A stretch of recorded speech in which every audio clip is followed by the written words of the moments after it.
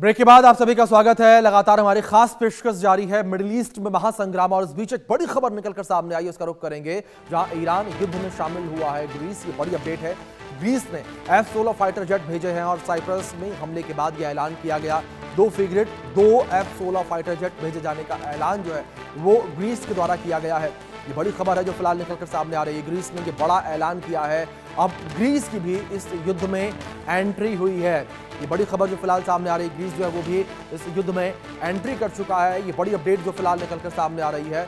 2 frigate और 2 F-16 fighter jet भेजे गए हैं। ये बड़ी खबर जो फिलहाल निकलकर सामने आ रही है।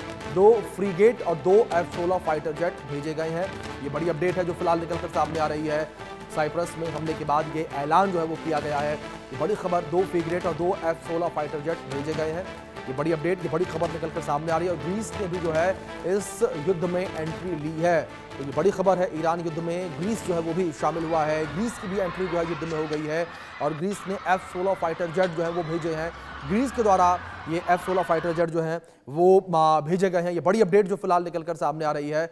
2 फ्रिगेट और 2 F-16 फाइटर जेट भेजे जाने की अपडेट निकलकर सामने आई है। ग्रीस के द्वारा ये 2 फ्रिगेट और F-16 फाइटर जेट भेजे गए हैं। ये बड़ी अपडेट आप समझिए किस तरीके से ग्रीस की एंट्री जो है वो भी इस युद्ध में हो चुकी है। ग्रीस जो है वो भी एंटर कर चुका है और लगातार अब जानकारों के द्वारा इसे ये भी कहा जा रहा है एक तरीके से कि इसी तरीके से अगर देश शामिल होते रहे तो वो दिन दूर नहीं जब ये इजराइल, अमेरिका और ईरान का जो युद्ध है वो वर्ल्ड वॉर 3 में तब्दील होता हुआ नजर आएगा। क्योंकि जानकारों का लगातार ये कहना है कि जिस तरीके से एक एक देश आगे निकलकर सामने आ रहे हैं, ये जंग की आहट जो है वो वर्ल्ड वॉर 3 की आहट बनती नजर आ रही है। तो लगातार जानकार जो है इन स्थितियों को लेकर चेतावनी देते हुए भी नजर आ रहे हैं और कहीं ना कहीं एक तरीके से वो भी डरते नजर आ रहे हैं कि अगर ज्यादा देश इसमें शामिल हुए तो यहां पर विश्व युद्ध जैसी स्थितियां बन सकती हैं। क्योंकि एक और जहां महाशक्ति अमेरिका इसमें शामिल है, रूस के द्वारा भी कहा जा रहा है कि आज बड़ा फैसला लिया जा सकता है जंग को लेकर।